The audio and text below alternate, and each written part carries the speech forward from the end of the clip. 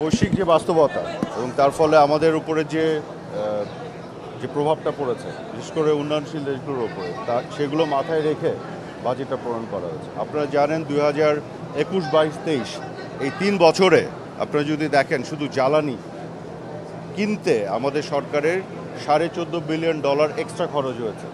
যেটা আমার সবসময় খরচ হতো আমাদের, তা তো হয়েছে তার উপর দিয়ে $14.5 বিলিয়ন এক্সট্রা, যার ফলে রিজার্ভের উপরে চাপ পড়েছে, যার ফলে ডলারের এগেনস্টে টাকা ডিভ্যালু করেছে, এই ধরনের সমস্যাগুলো তৈরি হয়েছে। তো এখন এগুলোকে মোকাবেলা করার জন্যই বাজেটটা প্রণয়ন করা হয়েছে। এখন আপনারা জানেন যে ক্রলিং প্যাক যে পদ্ধতিটা এটা অ্যাপ্লাই করছে বাংলাদেশ ব্যাংক, অর্থাৎ বাজারে টাকার ডলারের যে মূল্য হওয়া উচিত তার কাছাকাছি একটা মূল্য নির্ধারণ করা হচ্ছে, যার ফলে রেমিটেন্সের প্রবাহ বাড়বে এবং রেমিটেন্স প্রবাহ বাড়ার ফলে যেটি হবে আপনার রিজার্ভের উপরে একটা চাপ কমবে। প্লাস উন্নত দেশগুলো বিশেষ করে আমেরিকা, তারাও যে সংকোচনমূলক মুদ্রানীতি নিয়েছিল সেখান থেকে ধীরে ধীরে সরে আসছে। তারাও কিন্তু ডিপোজিটের উপরে যে ইন্টারেস্ট রেট এটা কিন্তু বাড়ানোর ফলে ডলারের যে সাপ্লাই সেটা কিন্তু গ্লোবালি কমে গেছে, তার প্রভাব এখানে পড়েছে।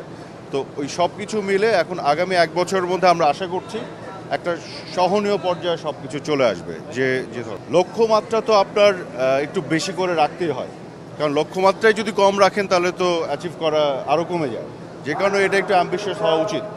এক আর দুই হচ্ছে যে লক্ষ্যমাত্রা কিন্তু শুধু অ্যামাউন্টে বলা হয়নি কত উঠাতে হবে, নাম্বারেও বলা হচ্ছে কত জনের উপরে উঠাতে হবে। 3-4 বছরের মধ্যে আমি দেখেছি 21 লক্ষ থেকে 40 লক্ষ হয়েছে ট্যাক্স কাভারেজের পরিমাণ। তো ট্যাক্স নেটও কিন্তু বড় হচ্ছে, এমন না যে একই ব্যক্তির উপরে বারেবার ট্যাক্স ইম্পোজ করে এটা বাড়ানো হচ্ছে।